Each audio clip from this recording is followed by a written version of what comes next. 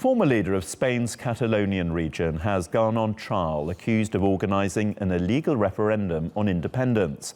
Artur Mas is charged with criminal disobedience for holding the symbolic poll in 2014, in which the vote was overwhelmingly in favour of splitting from the rest of Spain. The federal government says it violated the country's constitution. Mas could be barred from office for up to 10 years if found guilty. I had spoken with the president of the Spanish government trying to reach an agreement. It was never possible. The same goes for the impossibility of any type of negotiation. We asked them the possibility of asking the citizenship in a generic and non-legally binding way. We didn't aim to set a consultation that would give legal power.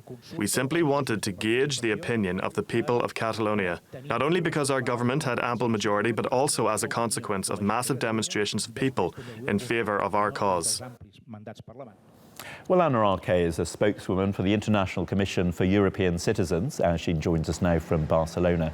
Thank you very much for coming on the programme. Is this a bit of a gamble for the government and the courts to prosecute Mas? Won't it just inflame the whole situation about independence?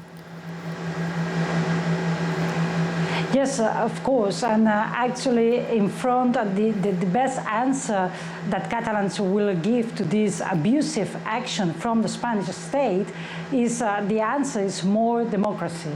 The Catalan answer is an official referendum that we're going to hold this year in 2017. But why are Catalonians still so desperate to separate themselves from the rest of Spain? What's wrong with Spain that they're so keen to go their own way? Well, actually, it's not like we are desperate. We actually demonstrate our will to be an independent state in a very happy and democratic way. The reasons why we want independence is because we want to be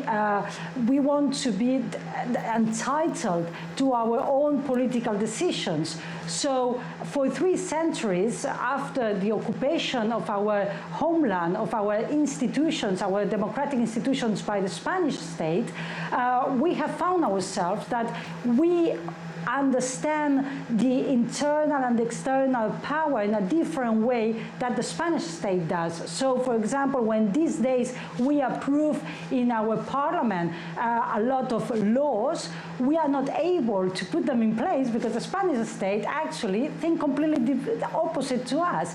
So it's a question of giving back the sovereignty to our people and to solve the mistake that we were occupied by the force of the guns, and now to restore the Catalan state with the force of democracy.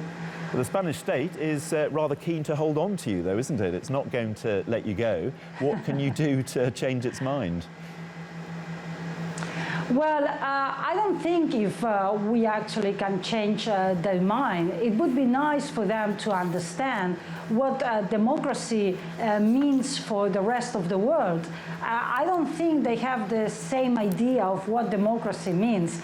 I think that they just got in their mind the old-fashioned right of conquest, and from that point, from the winning of the war, they don't see that we are a people with our own history, our own current different society with different goals, and with our own language and culture, and we just want to have a good relation with Spain, like we want to have a good relation with France and Italy or Turkey, but with a direct voice in the international community.